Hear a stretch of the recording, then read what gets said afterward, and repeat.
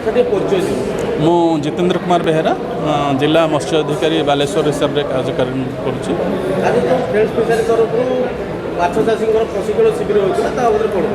आज ये friend fisheries तो ये अंचल गोटे आगुआ अनुष्ठान अच्छी से निज जन चाषी अच्छा अन्य चाषी मान कि भाव में अधिक माछ चाष करके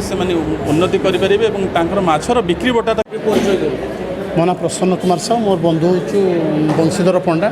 मैं फ्रेंड फिशर बंधु नाम फिशरी आज्ञा बर्तमान जो आपण आगे प्रथम चाष करते आज्ञा प्रकार लाभ होती चाषी बुझे तो आम विगत 10 वर्ष है आम चाष करुचु तो प्रथम 2 एकड़ 3 एकड़ स्टार्ट कर बर्तमान 20 एकड़ पार। आज यहाँ पे हम लोग फ्रेंड्स फिशरी अपना यहाँ पे बालासोर का मेन डिस्ट्रीब्यूटर है फ्रेंड्स फिशरी, बहुत दिनों से अपने साथ जुड़े हुए हैं। तो उनका जो फार्मर मीटिंग है उन पे हम लोग आए थे और अपना जो फिश फीड कैसे बेटर है, एबिस का फीड कैसे उन लोगों को हेल्प करेगा, बेटर फलन मिलेगा उन लोगों को, बेटर ग्रोथ मिलेगा मछली के लिए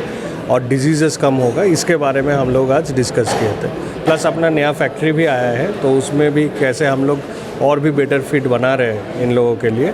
तो यही सब कुछ हम लोग डिस्कस किए थे आज। उड़ीसा में फैक्ट्री बनाया क्या? उड़ीसा में अभी तक तो उड़ीसा के लिए प्लान नहीं है, हम लोग अभी छत्तीसगढ़ में 2 फैक्ट्री बनाए हैं, लेकिन हो सकता है कि आने वाला कल में हम लोग उड़ीसा में भी एक फैक्ट्री बनाने का। बंशीधर पंडा मोर को-ओनर प्रसन्न साहू फ्रेंड फिशरी। आज आमर गोटे प्रशिक्षण शिविर आम करूँ ये अंचल माछचाषी को लेकिन आमर जो फ्रेंड फिशरी बोली जो आम अनुष्ठान करूँ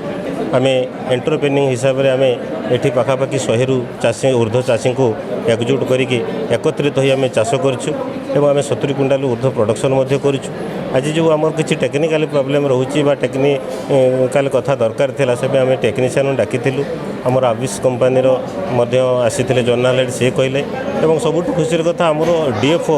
district fishery officer C Ashiq Sarkar जो योजना रही आमर चाषी भाई मानक सब ये उपादेय कथा कहले बहुत आनंदित कथा जे डीएफओ सार आसी आज आमको ये सब उपादेय कथा कहीकि चाषी भलपाई बहुत किसी आगे कथा कह निश्चित भाव जो पीढ़ी मानक ये गोटे भल सुजोगर बाट।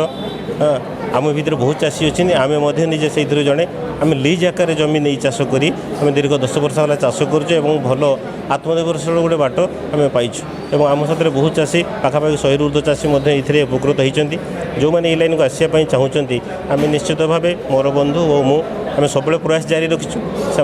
अनवरत आमको कल करेंगे आम साथ उपादेय नहीं पारे बिना निःशुल्क आम आमर प्रयास दे था केमी चाष हो पार एवं भल से मैंने केमिका 2 पैसा लाभ करेंगे आम गोटे माछ बिक्री अभाव